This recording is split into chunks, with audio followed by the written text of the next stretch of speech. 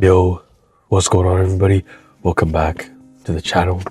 I hope everyone's doing well, and welcome to day 67 of reading 101 essays that will change the way you think. As always, shout out to Brianna West for the text, and today's title is Things Your 20s Are Too Short For. Number 1. Letting anybody convince you that because you're young, you're incapable. Plato began his career in politics before he was 20 and has stated that he faced ridicule in his coming of age for that reason.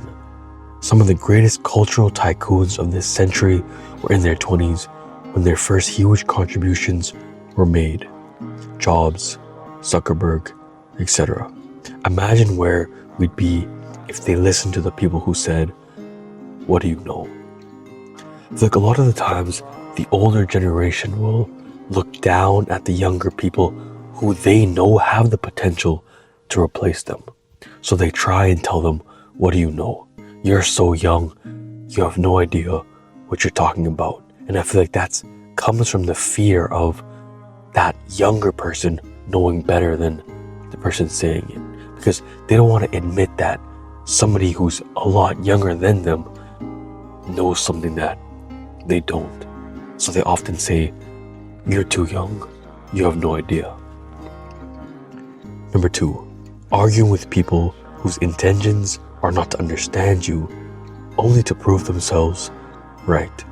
You do not owe it to anybody to carry on a conversation that is only serving the ego, but you do it to yourself to step out of the inevitable frustration and self-doubt of interacting with people who don't listen to understand, but to respond, who don't speak to be heard, but to defend.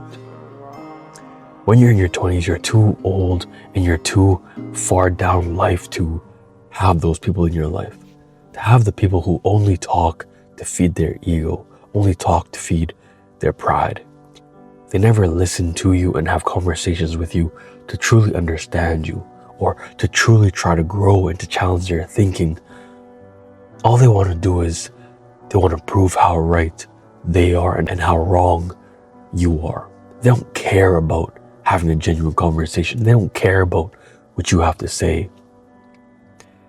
And you can't waste your 20s with those type of people. Number 3, wasting your energy placating the habits of people who don't take the initiative to actually get their stuff together.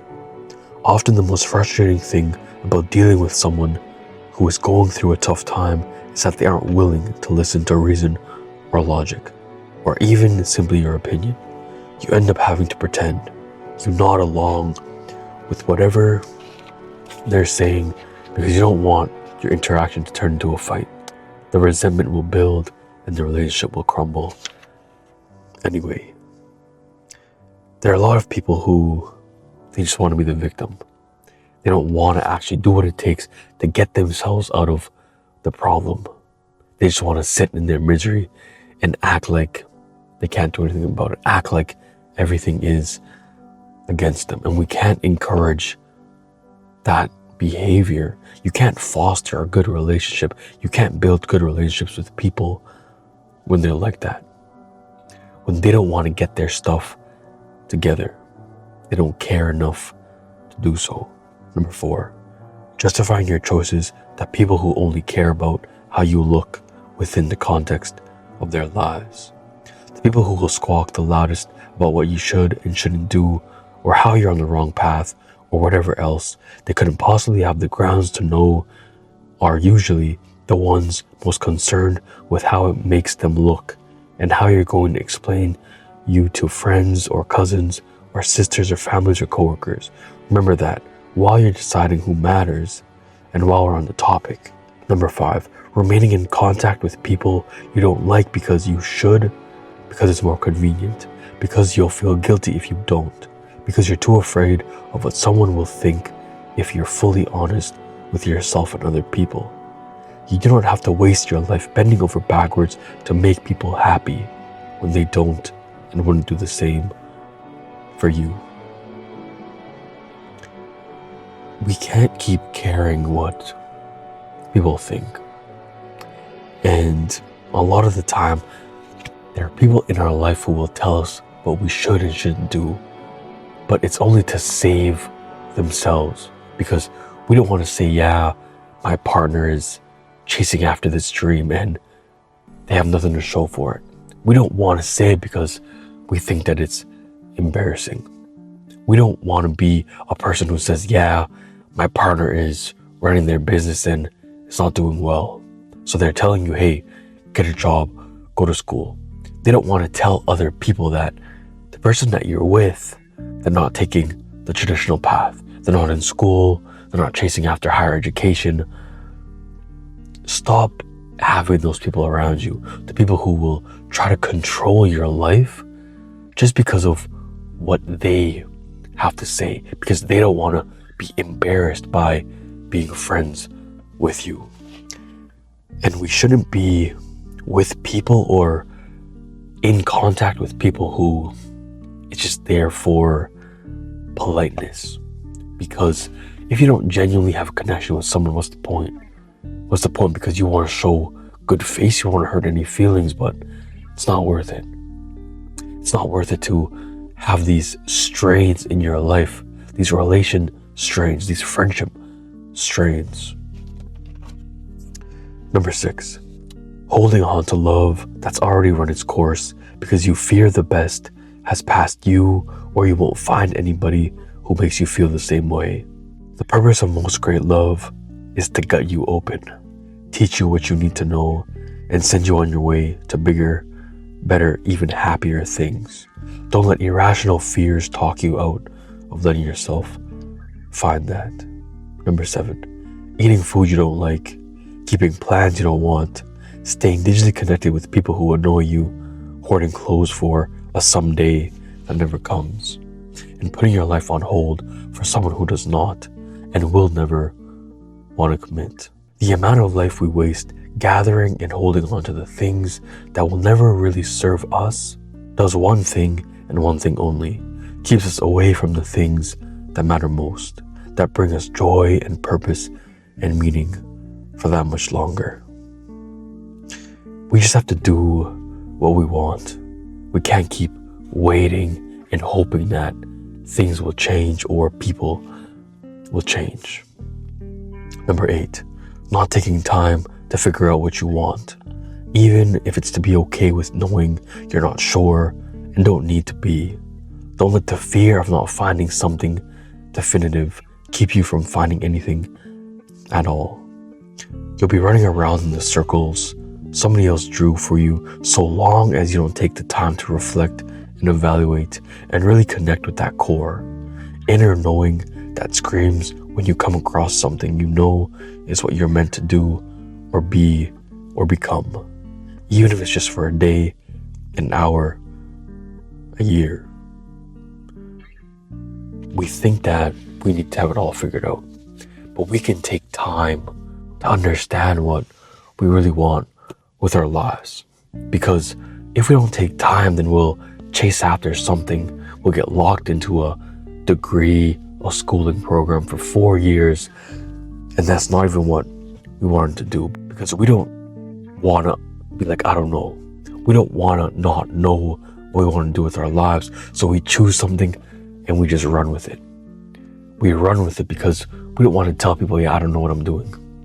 I don't know what I want to do with my life, because it's embarrassing. And we think that people will judge us, and people will judge us. No matter what we do, people will always have something to say. So might as well take your time and do something that you really genuinely want to do. Number 9, not taking the time to heal the wounds of your childhood. The things that have molded you will be constructs that you and only you will have to dismantle for yourself. The time to do this will either be now, while you're still adaptable and developing, or later, when your unhealed walls are forcibly knocked down by powers greater than your own self-control. The choice is yours. It always will be. This is really important because nobody's childhood was perfect. We have all developed bad traits and characteristics from our childhood. And if we don't solve them now, we don't break down these foundations now, they're gonna catch up with us. They're gonna one day catch up with us later down the road when we have a family of our own and we instill that same thing into our kids. We have to be the ones to break that cycle. We have to be the ones to heal that thing from our childhood. Number 10, judging people for things that seem wrong. Every single thing serves a purpose. The goal is not to create a seamless image. It's to go through the experiences that need to grow and teach and change us. You don't know what a completely wrong and illogical marriage is, what someone really needs. You don't know that there's no element of fate or destiny involved in the birth of a child that seems young and for which the parents seem ill-prepared. You don't know that the people who seem to be doing nothing with their lives are gathering the knowledge and experience that will one day write the next great American novel, uncover the next great philosophical idea, etc. As hard as it may be to grasp, all things are good because all things serve us in the way of growth and development. It's just not judging people at all. Judgment will never get you anywhere in life. And we judge people because we think that something's wrong, but who are we to say what's right and what's wrong? So just let go of all judgment. Number 11, never taking the initiative to learn how to live within your means, whatever your means might be.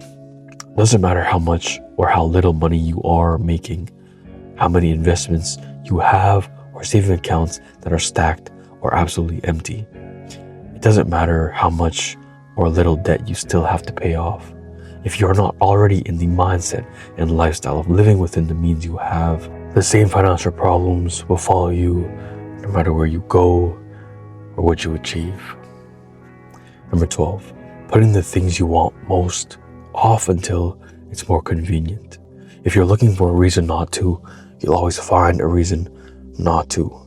If you're looking for a way how, you'll always find a way how. There is no perfect opportunity. If you want to make it happen, you will make it happen. If you find a reason for it not to happen, you'll always find it. So stop putting things off and just do it. Stop waiting for the perfect opportunity.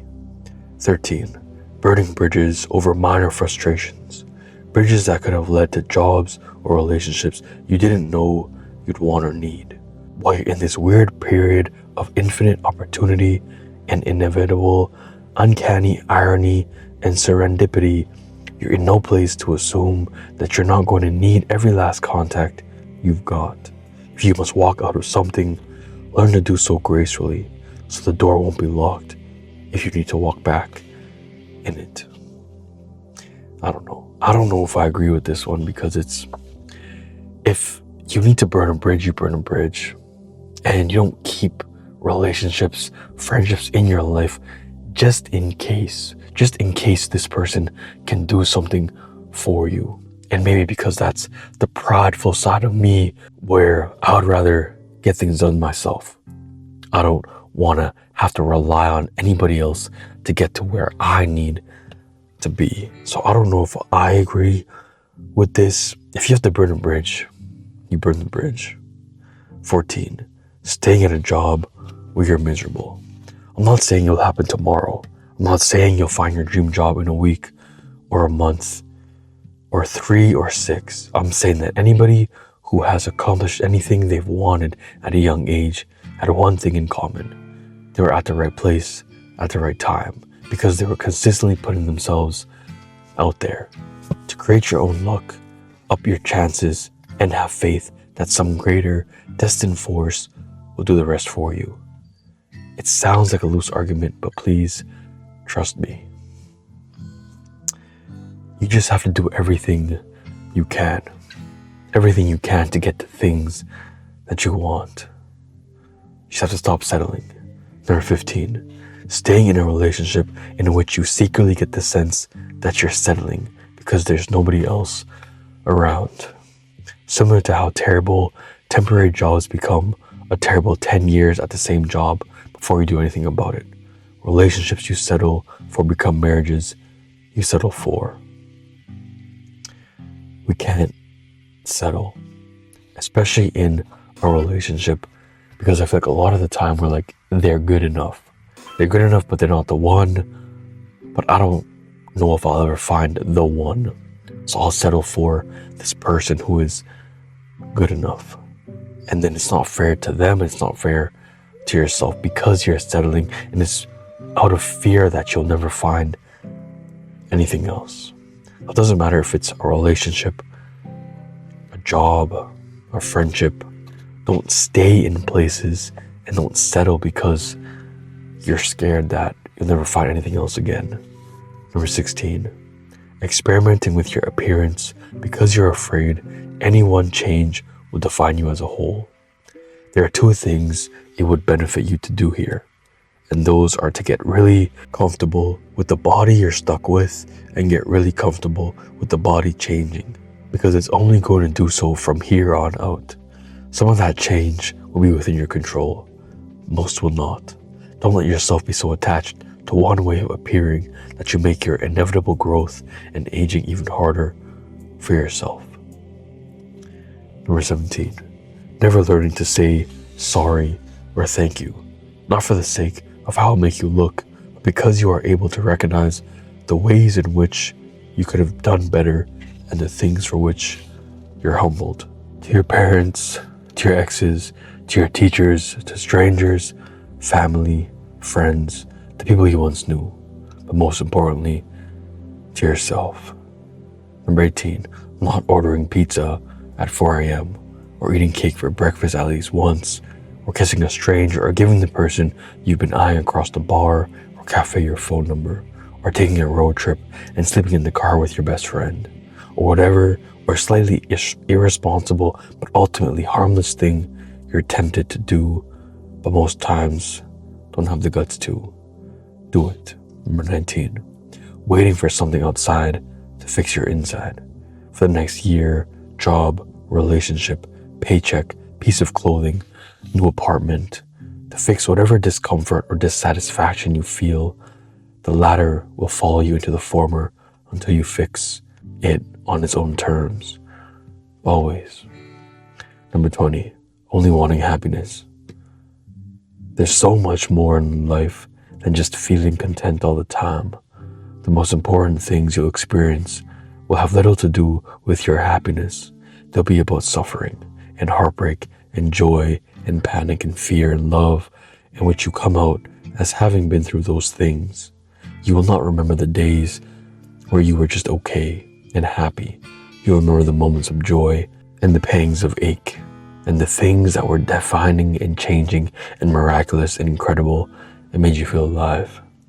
Stop numbing your life because you're afraid of yourself. The only beast there is to tame is the one who doesn't want to really live. I feel like with being in your 20s or any part of your life, you can't have fear. You can't always try to control everything, try to control people, the way people will think of you. You just have to do things, experience things, and that's the whole point of life. So stop thinking that this is gonna be bad for me, especially with things that are not harmful. Just do it. Book the flight, go on that trip. In your 20s, you don't have as many responsibilities as you do when you get older. So do the things you couldn't do in your future. And that's all that I really have to say is book the flight, ask the person out, chase after your dreams, your goals, all of it. Right now is your best time and your best opportunity to do it.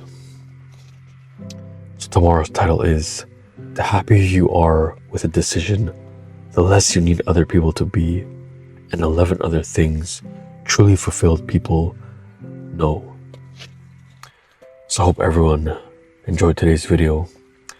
I hope you have a great rest of your night, and I'll see you tomorrow for day 68.